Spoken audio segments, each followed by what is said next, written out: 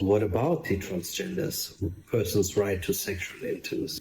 Although sex is a physical act, there's much more involved when two people are having a sexual engagement. And again, we have to look at sex beyond the physical act and understand that sex involves the exchange of energy between two souls, not two bodies. Now, the reason why we have laws in Islam governing sexual behavior, it's primarily to protect society. Hence, irresponsible sexual behavior, zina, it's always related to fahisha, and fahisha being a public offense. لا تقربوا الزنا إنه كان فاحشة وساء سبيلا, that you should not approach zina, not even do zina, but you shouldn't approach zina because it will lead to social or moral decay. And so always in the Quran, fahisha is not related to private sexual engagements. It's related to public. So whether you are straight or homosexual or transgender, we are all governed by the same Quranic laws. So sex must remain a private matter. So in order to protect public interest, many religions and cultures have instituted marriage as a way of controlling public sexual behavior.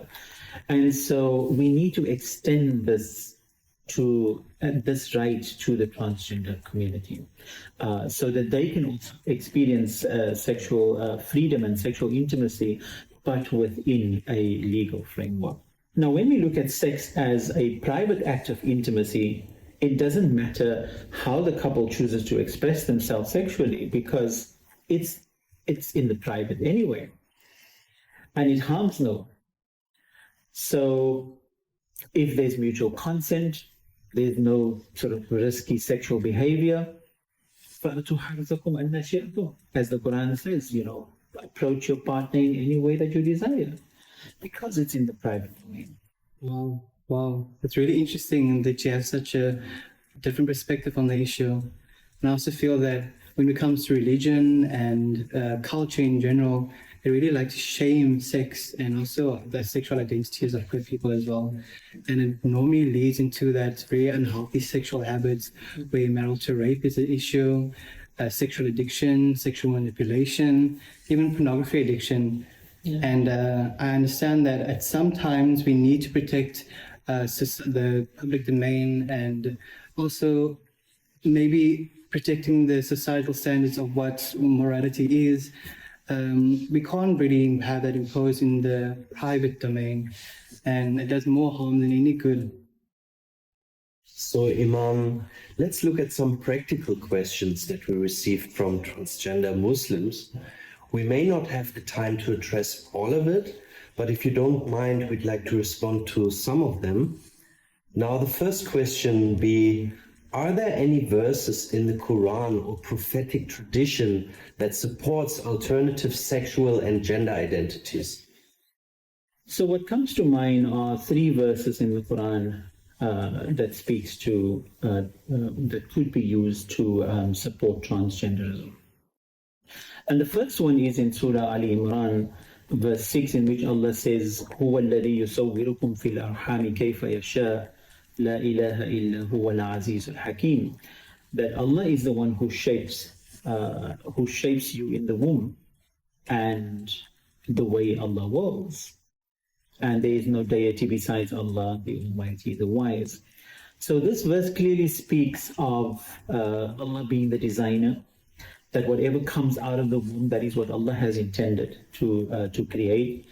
And we have enough evidence today that points to gender and sexual identity being influenced by what goes on in the womb. The epigenetics, the hormonal imbalances, the psychological state of the mother during pregnancy. And indeed, it is through Allah's wisdom that Allah has created this kind of diversity.